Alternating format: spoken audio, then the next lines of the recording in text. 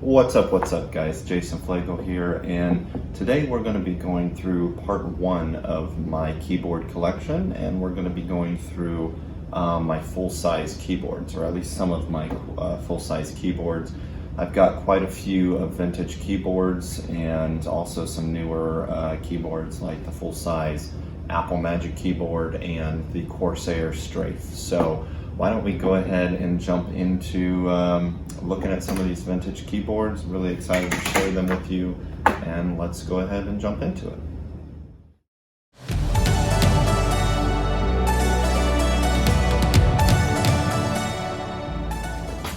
All right, and welcome back. So let's go ahead and look at the first one.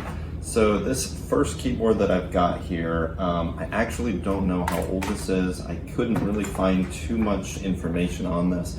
This is the Costar CST7101. I believe it has ALP switches, maybe the red switches, but very clicky when you type on it. I actually did a simple restore on this keyboard a few days ago. As you can see, it was really dirty, and then this is a little bit more cleaned up. All the keys work. This is before they had the command key, so Windows or any of the commands, so there's no command key down here. Pretty nice, like more condensed layout than one of these other full-size keyboards, and it's got a nice typing experience to it. Next up, we've got the very popular vintage keyboard, the Dell AT101W, and this actually has the black switches.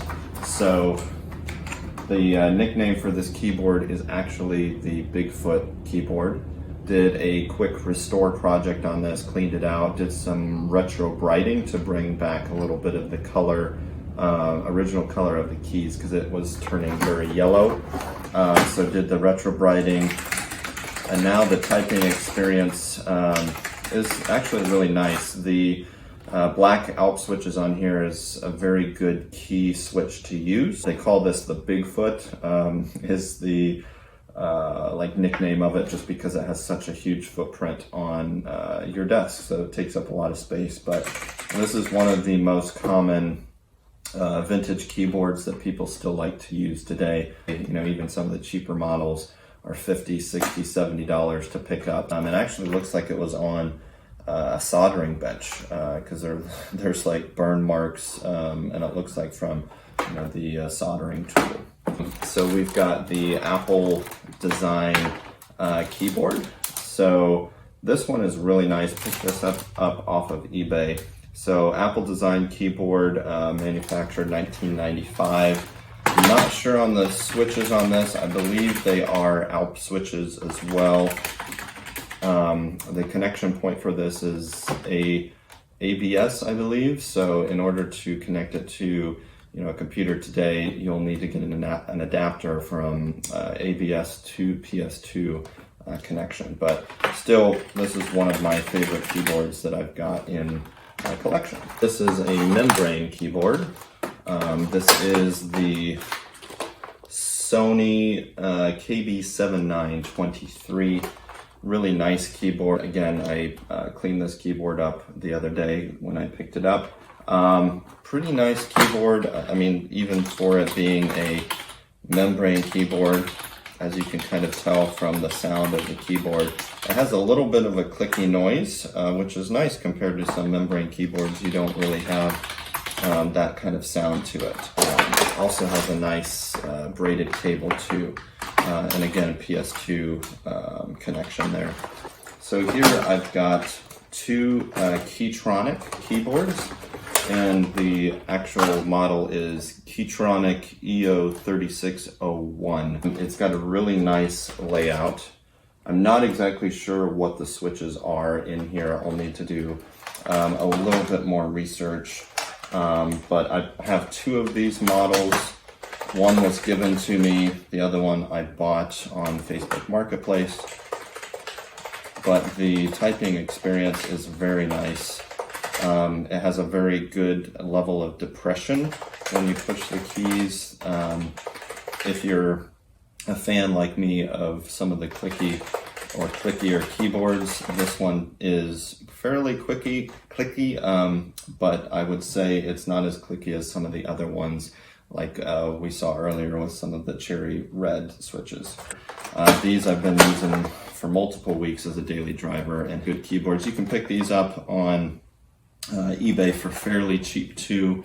One of these keyboards I have in pretty good condition, so this would go upwards of $75 to $100 on eBay. And then next keyboard we've got here, not really sure too much of this. This is more of a ergonomic keyboard, but this is a keyboard by PC Concepts, model SK6200.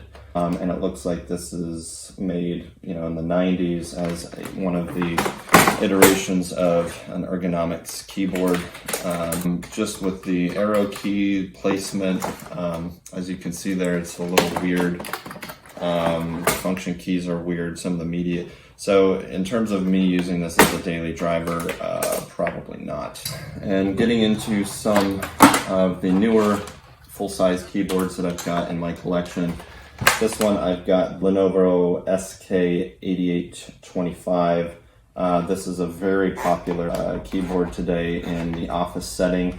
A lot of offices, when they go to purchase their office computers, this is a fairly common model that is issued. So as you can hear from the quick typing test here, there's no kind of clicky noise to it, but in terms of a typing experience, the keys feel really good. There's kind of a finish on top of the keys that allows you to have a good grip. And nice keyboard, pretty good for the office setting to use, that's not clicky. So if you work in an office setting where people aren't a fan of the clicky keyboards, this is a good one to go with. This one here, so this one is a very interesting, this is a keyboard, full-size keyboard from Daryu, DAREU, model LK135. So this one was pretty cool. I tested this out after purchasing it on Amazon. Nice keyboard for the price. I believe I picked it up for around $25. Again, full-size keyboard, as you can see here. But the interesting thing is this is a membrane keyboard again, but they have it's like a synthetic clicky feel to it. As you can hear from that quick typing test.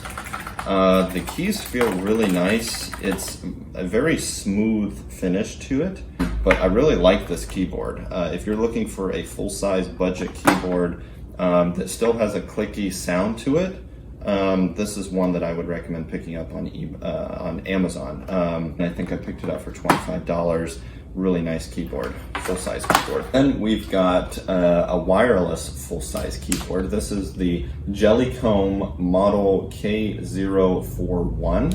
Jellycomb sent this keyboard over to me to do a test of it. I highly recommend checking out that full-length video just to get that review. But this one is a very quiet keyboard. Quick sound test.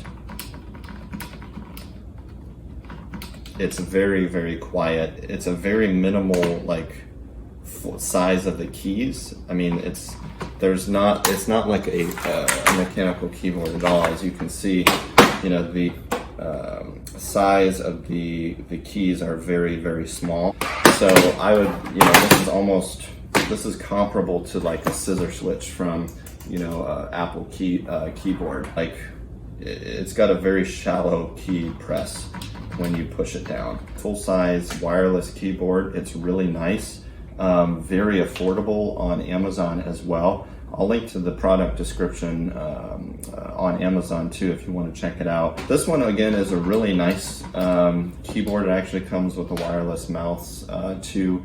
But again, in the office setting, this one is a really nice one to have because very quiet. You get a full-size function keys and media keys as well with the keyboard. Then we've got, of course, the full size. This is the version 1, the Apple Magic Keyboard. You know, these are known for being their kind of scissor switches, so very shallow key press. But if I had my choice, you know, I would use a mechanical keyboard. And then this is the full-size Corsair Strafe keyboard. It's pretty nice. This one's got Cherry MX red switches. So, you know, if you're familiar with Cherry MX switches, this is what they sound like. There, with the blue switches, you know, there's an audible click.